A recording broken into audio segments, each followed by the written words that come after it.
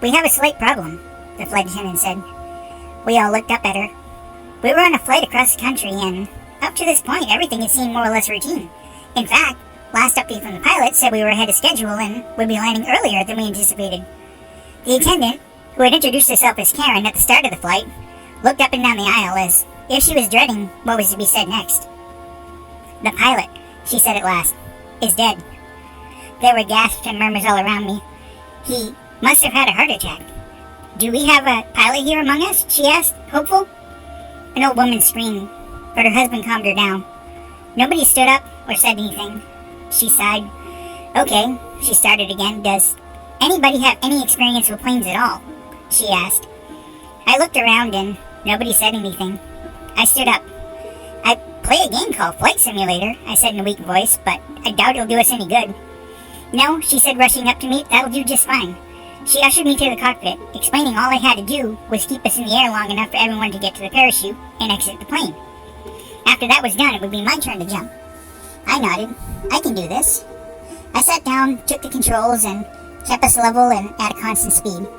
Okay, this wasn't too bad, I thought.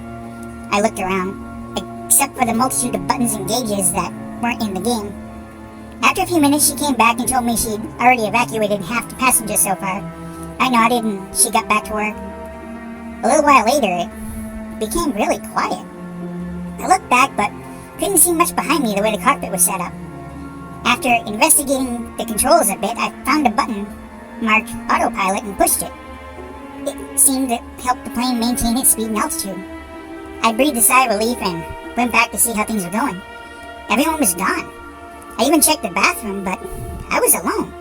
Panicked, I ran back to the controls and then I noticed it, a piece of paper on the floor. I picked it up. It was from the flight attendant. "Sorry," she had written. "There wasn't enough parachutes, and I have a family waiting for me. Good luck." My heart fell into my stomach. I sat down in the pilot seat again, looking at the dead pilot on the floor. "Darn," I muttered and put the headset on. I would have to ask for help to talk me down. I know we must have overshot our airport, but I figured there must be others around. I took it off autopilot and got ready to radio for help when a buzzer started going off. There was a red light blinking on the dash. I looked closer and felt even more ill.